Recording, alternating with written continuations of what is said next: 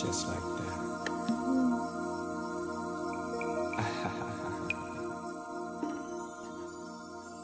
Hey everybody, this is Old School Heart back with another review for you guys. So first things first, if you're not a subscriber to the channel, please subscribe below. Please share this video on Facebook, on Instagram, on Twitter, wherever you're able to share this. That would be great.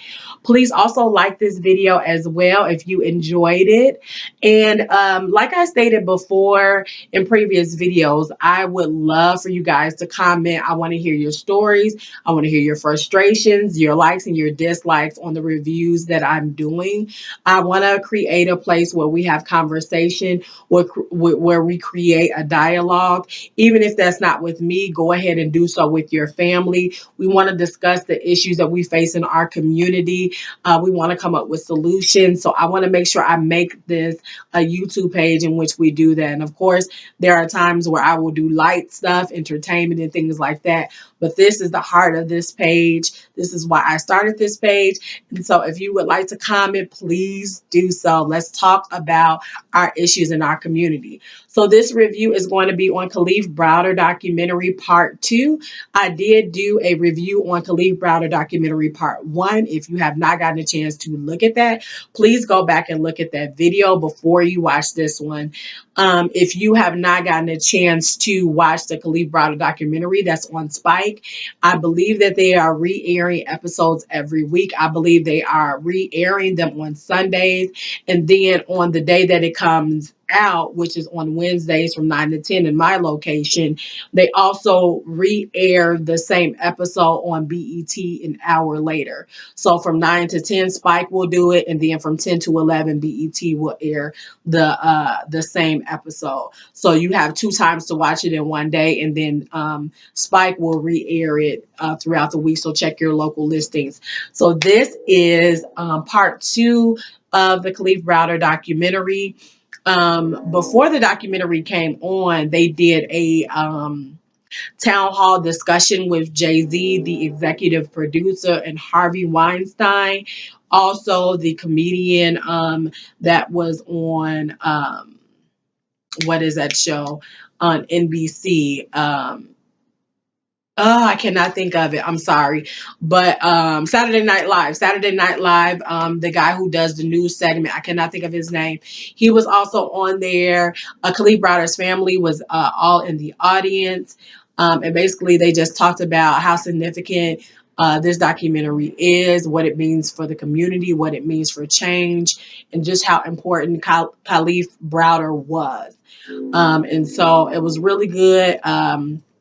Gail King, Oprah's best friend, was the host of it, and it just shared some really good information and gave you a little bit more in-depth detail why they aired this documentary and why Jay-Z was so intrigued by Kalief's story.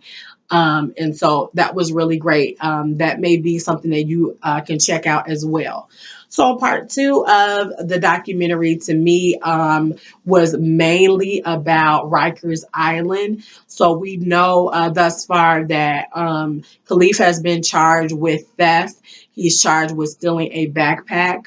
And so because his parents tried to bail him out and they put a hold on that bail because of a previous charge, Kalief was sent directly to Rikers Island. And so basically it just talks about some of his experiences at Rikers Island. What I really loved about this part of the documentary is how Jay-Z specifically talks about how Rikers Island is seen as a badge of honor. You know, if you come out of there alive and you come out strong or you come out like nothing's happened, you know, you're considered like the person. You're considered like a bad person, like bad meaning like tough. You know, you're considered like the man, you know, and how, you know, a lot of men gloated about that, but even Jay-Z, as he looks back on it, he goes, it just really didn't even make any sense for anyone to gloat on being incarcerated and surviving Rikers Island. So they talk about Kalief Browder in Rikers Island. One of the first places that he was put in is Mod 2. Now, I worked in the prison system, and so I understand these different types of system, and I'm going to give you a little bit of background as I tell this story. So, in some locations, they call it mods, and mods are basically sections of the jail. Um, and they try to base it on like demographics. And so for Kalief, since he was 16, they put him with 16 to 17-year-olds, and they put them in all one section, and they called it Mod 2. Now, where I worked, they were called pods. And they were pod A, B, C, and D. And basically, these were not where I was at. Pods were not where murderers were. These were your drug dealers. These were thefts. These were like small to medium type of crimes. So they weren't really like murder charges, rape, um, bank robberies. I don't think were included in that. So I'm pretty sure Rikers Island is something like that. So he was in Mod 2, and what he was trying to explain to his family and to his close friend is that when you go to Rikers Island, it's do or die from the beginning. Like you have to state your claim at the beginning. Like you have to choose what you're going to be at the beginning. Whatever you choose, that is what you are. Now they what they try to do is the inmates is try to make it lighter on you by and what they try to do with Kalief is try to make it lighter on him by asking him to be a part of um the program, and that's what they called it. And so I guess this episode is really called the program. So the program is basically, look, since you're new, you have a choice. You can give us your commissary, you can give us your phone cards, you can give us what you have on your dinner plate. You can do any of that, and we will leave you alone. If you do not join the program, or you can join up with, a gang affiliation, you're good. But if you don't, then some severe things are going to happen to you. So one of the things that happens to Kalief off the bat is that he's jumped by 8 or 9 guys like immediately because he will not join the program. And some of his family was talking. It was just like Kalief was that type of a kid. And Kalief even said it. I'm not joining anything that I feel is suspect, that I feel isn't right. My convictions inside of me won't let me do it. And so Kalief did not want to do that, did not want to be a part of the program. And the program requires like some ridiculousness. Like it means giving up your commissary. And like if somebody's already sending you stuff and you miss like certain foods at home that you're not able to have, flaming hots, whatever it is, then of course you're not giving up your commissary, especially if that includes your phone cards. Excuse me, where I worked, the phone cards were separate from commissary, even though you ordered them, they were given on a different day. But still, if somebody wanted your phone card, and you felt threatened, then that means you don't talk to your family. It's not always like, your family does not want to talk to you. Sometimes inmates have to give that up to survive. And so basically, Kalief had to get into survival mode. And it's so sad because with him being so young to have to make grown up decisions to take care of himself when people were put in place and employed to protect him and they did not. And so Jay-Z talks about one of his friends named Trans Smith who actually lost his life over a phone situation because his friend would not be a part of the program. And I guess either he was using the phone or he would not give up the phone or something. And they basically killed him for that. And that's just ridiculous, ridiculous. And to be quite honest, You can't fault the other kids too, because they're coming in with whatever conviction they have, whatever they're here for, whatever background that they have, whatever father figure that they're missing, whatever mother figure that they're missing, whatever happened to them on the streets, molestation, abuse, um, schools not treating them right, stereotypes that black men come across. So if you can just imagine a group of men, young boys at that, children being placed in one situation with all of those issues and then expecting them to act like adults. If they couldn't do it outside, they're not going to do it in Rikers Island. And so basically that is what we see in this documentary, in this part 2 of the documentary. So, because he was not a follower, because he was not someone who easily complied, that man Kalief Browder got beat a lot. So he was moved from different parts of Rikers Island, because anytime you had a fighting situation, they would most definitely move you to protect you. I'm not sure if Rikers Island had protective custody for their 16 to 17-year olds, but most definitely where I was at, we have protective custody. So if an inmate felt threatened, they can go to protective custody. They can be in a cell. They don't have to be in a situation like Kalief Browder was, where the day room has everybody in it, which is ridiculous to me. I'm surprised that they didn't break that up. I don't understand why you have 30 people, inmates, out at one time. Especially for me, I was a social worker, so if I ever saw 30 inmates out at one time, that's scary for me. So how the heck is two officers handling that? I do not know. So Kalief Browder got moved around quite a bit at the jail. And they said because he was, being jumped. And every time you have to restate your claim. You have to restate who you are. You have to go through the program once again. So either you announce that you're affiliated with some type of a gang or some type of a group, or you remain neutral, or you have to figure out something every time you're moved, because it's dog eat dog. Like, you have to protect yourself. You have to make sure that you're okay. And so Kalief had to do that quite a bit. He had got into quite a bit of issues. They also talked about how the officers are also a part of the program. And to me, the way that officers become a part of the program, and because I'm an insider, I know this for sure. The reason why officers become a part of the program is when they feel like they have an inmate that is on the bad side, or difficult, or annoying. And so that's how most of your police officers become a part of the program, because they figure this: they'll fix you, they'll do you in, and you'll be set.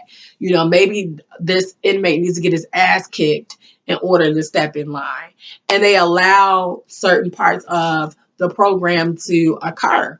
um, Maybe you said something to them that they didn't do about their job, and you let them know, when I see the sergeant, or when I see the lieutenant, or when I see the soup of the building, and those are the higher ranks of the prison, I'm going to tell them that at 6 o'clock you don't let us out. A CO may see that as a problem. It may be a part of the program. Another thing is, like, most COs may be a part of the program because it's easier on them. Like, it's easier to not be a part of that, to not take a part of that, to not pick sides, and just to let certain things happen. As long as they're not bothering you. And we know that, like, on other jobs, the only thing that's different is this is jail, this is real life, and people can die.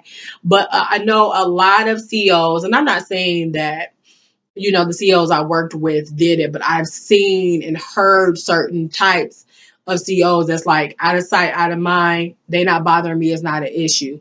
That's just like it is at other jobs. Don't bother me. We ain't got no problems.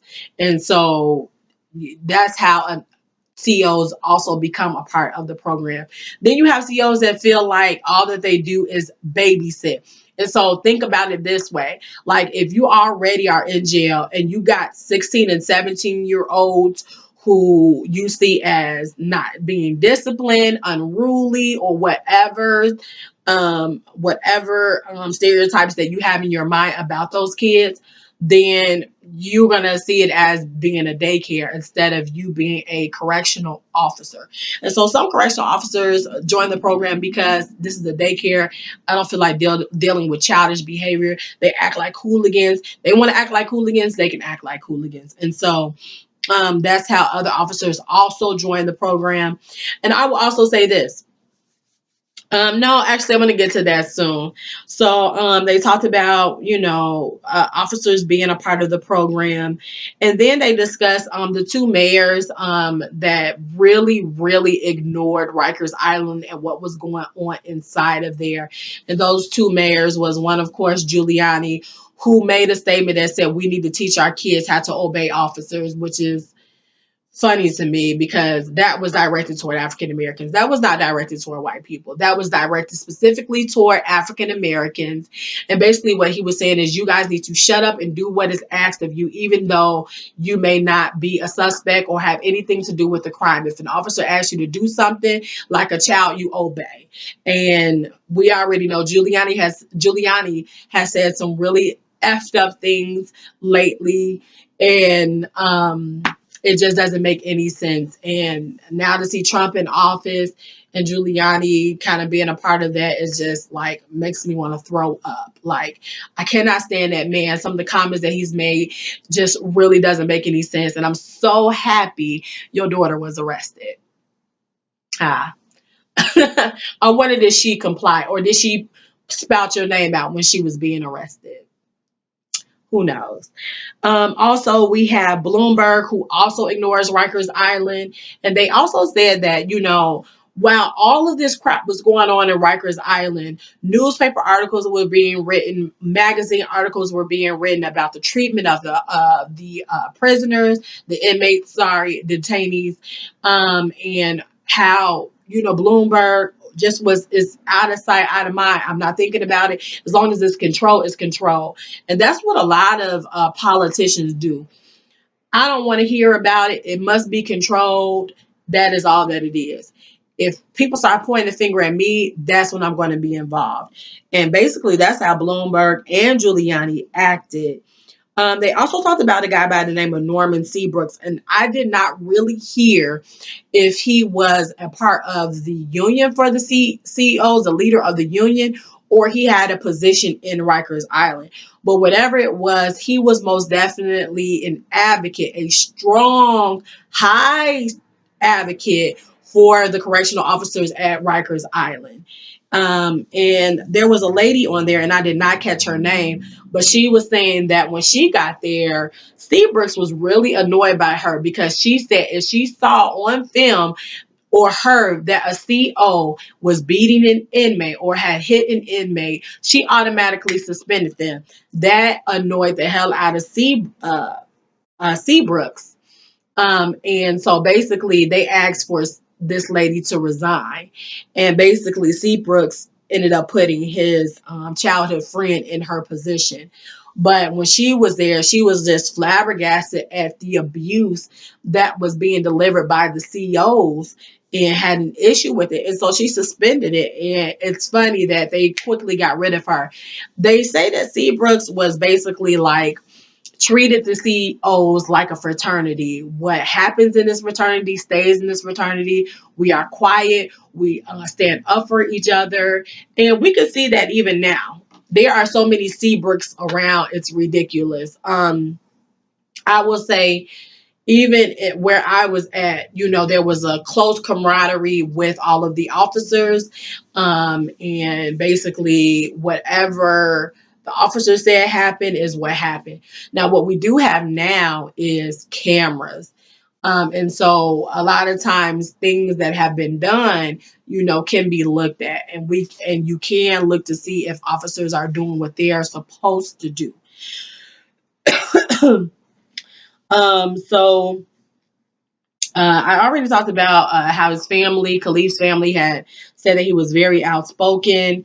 What we did find out during the deposition that Kalief has against the state of New York, they asked him about a tattoo on his arm, and they asked him, they said, "What is that tattoo on your arm?" And he says it's a spade. And they say, "What does that mean? What is that? What is that about?" And basically, Kalief says, "Well, a spade has to do with the gang affiliation. He was a part of the Bloods. His family said that on their block, they were Bloods. If you went two doors down, it was Crips as well. But Kalief joined this gang after the father left the household, and probably was the only child out of the Browder household that joined the gang." And Van Jones, I believe, made a very good point about that. He said, you can sit there and say, "Oh my God, so he really was a thug. He really was a part of the gang affiliation." But like Van Jones said, regardless if he was in or not, he's 16. He ain't really, he's still a child.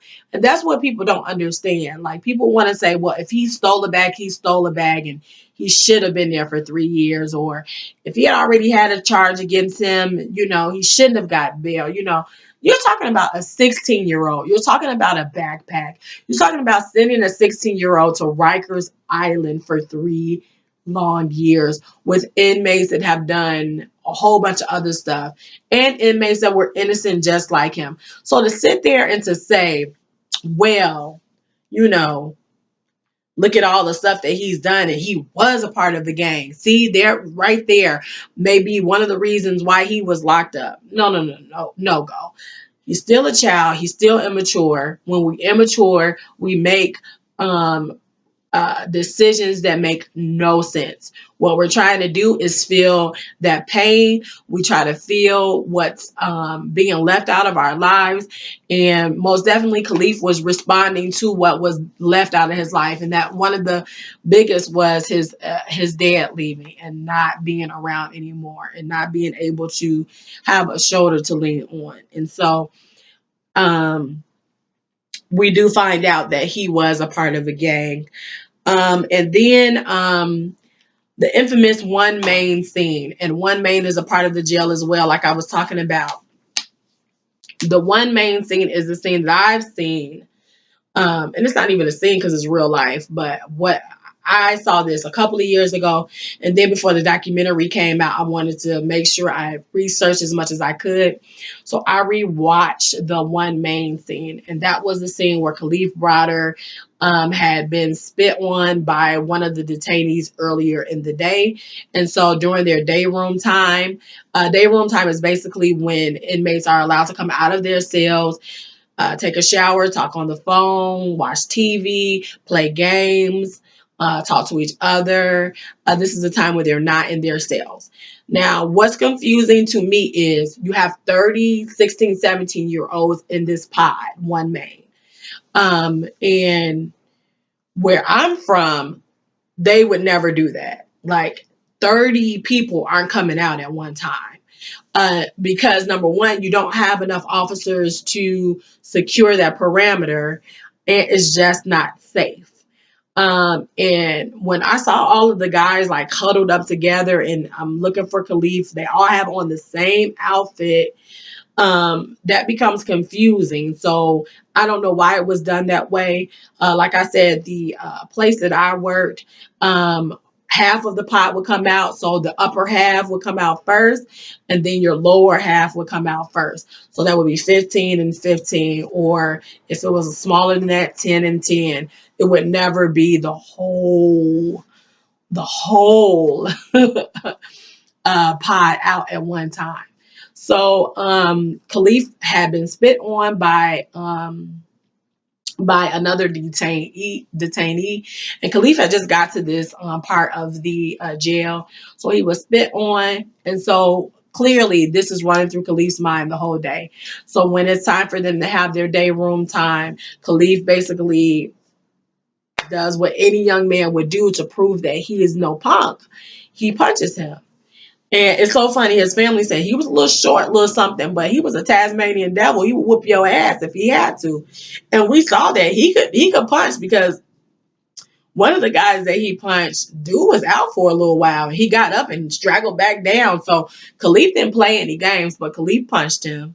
But because Kalief was new on that unit, on that pod, um, of course, everybody, because they're young and they're immature and they're not thinking to let just two men fight it out because they have an issue with each other, they basically jumped Kalief. And literally, it seemed like this went on forever. Kalief even said, I don't even know how many minutes it went. I know I was down for a while. Um, but they basically jump him, every last person that was out. And you have two officers there that really aren't doing anything. I have no idea why a 1010 was not called, because you have the two officers there, and then they said that they have one more officer on the floor. Doesn't matter to me. A 1010 should have been called. A 1010 is basically where you call all available. If you call it all available, every officer needs to be off of their pods, their mods, whatever you want to call them, and coming to assist you. I didn't see anybody take their walkie or anything and go all available 1010. Like, I'm not understanding why no one did that.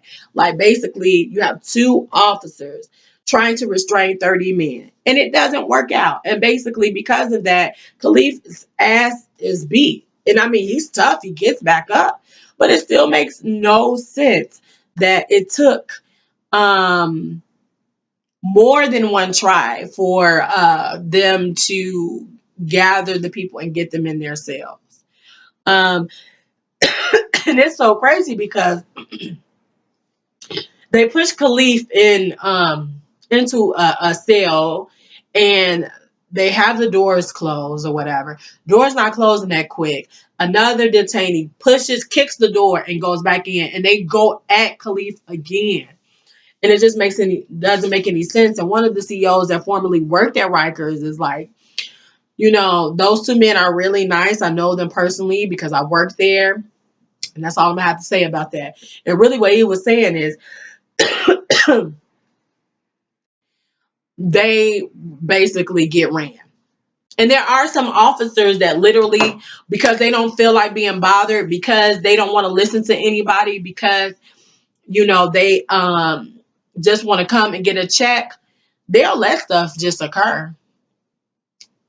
They'll let stuff just occur. And they basically don't run their own pod. The detainees run the pod. And basically that's what you see. Those two men are scared. To be honest, they were scared of all those kids and basically let them do whatever they want. And they ran the pod. Those kids ran that pod. You could tell that because I know some officers who are huge, big guys, and they can have 30 guys or 20 guys. And I say, when they say get back in your cell, every last one of them gets back in their cell. So you can tell who's running what. And you can tell on that pod, those two white men were not running it. Let's just be honest. Now, he couldn't say it because he was trying to be nice, but I can say it. They weren't running that damn pod, and that's just the honest to God truth. And so basically you hear Kalief tell this story about, man, I don't know what happened. Basically I know that, all the men came running up on me. They hit me. They threw me down. They did all of this stuff. And then it happened again. I don't know how long I was down. I just know I was trying to defend myself. So for the incident, he was sent to, they call it solitary confinement. I call it SEG. We call it SEG here where I worked at. I had two SEG units myself, a female and a male. And I guess they're going to get into what solitary confinement is about and how Kalief dealt with that. I will say this: solitary confinement makes you freaking crazy. You're only allowed out for an hour. In that hour, you're allowed to take a shower, talk on the phone, doodle a little bit, talk to your social worker, which would have been me, and then that's it. Then you have to get back in there. Now, I can talk to you through what is called a chuck hold. Basically, it's like a little opening in the cell, and we can have a conversation. But other than that, you are in your cell. Where I was at, the TV, Some officers would allow TV, some officers would treat it just like segregation and there was no TV. You do not get commissary while you're in seg.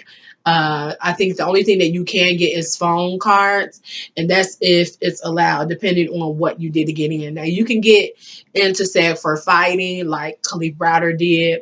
And Kalief Browder, for that whole incident, got over 5 months. He said, I can't even remember how long I was there.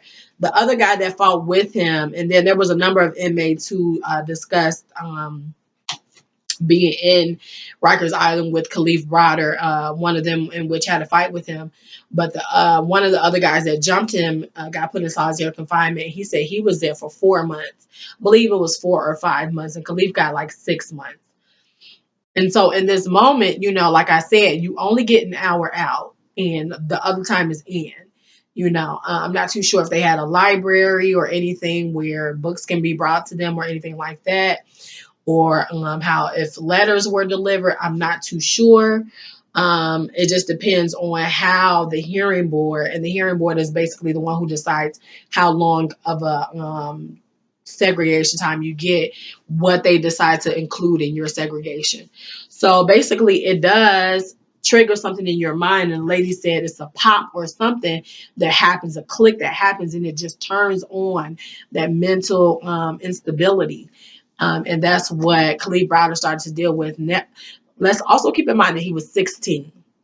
And children most definitely cannot be stuck in a confined situation like that. It's just too hard. It's too rough. Your mind is racing. You have the mind of a 16-year-old, so everything is just like this. So everything is quick, and it's basically like this, like blinking. And so you can only imagine what Kalief's mind was going through. I will give more detail about segregation and what I saw there, but just a little snippet of that. Just gonna be totally honest with you. I had inmates who crapped on the walls. I had inmates who peed and defecated, and then also when he was placed in the day room, he smeared that all on the computer, all on the walls, everywhere. I've had people who were totally frustrated about their time that referred to me as bitch just because, and yelled and screamed at me and wasn't patient as I talked to other detainees. So that's just a little glimpse of what went on in segregation as I worked there. My females were a little bit different. They were a little bit more um, sexual towards me, like wanting to, do different things to me and say different things and flirt. There was not that much anger with them. And I'll also discuss them on this next one, because I believe part 3 will be about solitary confinement. So I can get more into details and give you a little bit more about my experience with segregation. Other than that, basically, like I said, this episode had to do with the program and how Kalief Browder, oh man, at 16, at a young age, even up into the age of 23, in which I believe he was 23 when he passed away. But just, he was just not compromising. He was honest and true to himself. And if he believed something was wrong, something was wrong, and he stood by that. And so the program, man, what a tough decision to make at 16 to not be a part of something that could keep you safe. In a way, if only he would have complied, some of the things probably wouldn't have happened, but then he would have to compromise who he was and what he was about. And so I'm just loving Kalief a lot more.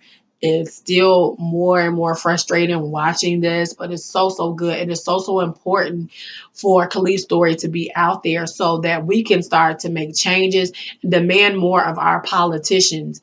Jay-Z said something on the town hall meeting that they had. He said, they work for us. We don't work for them. So when we demand something, we think something is important and they're not doing it, they need to go.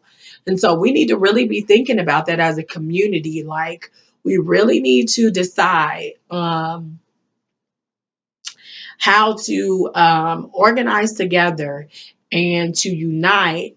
And if we have a politician that is not listening to the things that affect our community, then they need to go.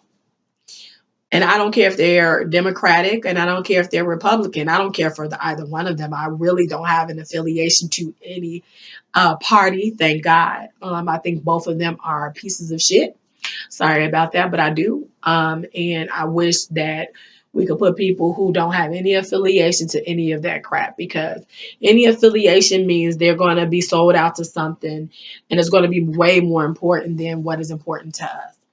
So I've talked for a long time, and I'm so sorry that this is so long, but there was so much stuff in this part of the documentary that I knew that I wasn't going to be able to just make it something small. So once again, please subscribe to the channel. Please like this and share this with others, and please leave your comments. Let's start a discussion. Please be on the lookout next week for my month and 2 week review of Dr. Sabi's diet. If you haven't gotten a chance to look at that, please go back and look at that review as well. I will see you for that review, and then also we'll be back Wednesday for the review on Kalief Browder's documentary part 3. This is Old School Heart. I'm so sleepy. I want you to have a good night. Please just discuss this with others. That would be so amazing, to start a discussion in your family, with your friends. Please share this as well. This is Old School Heart. Have a good day.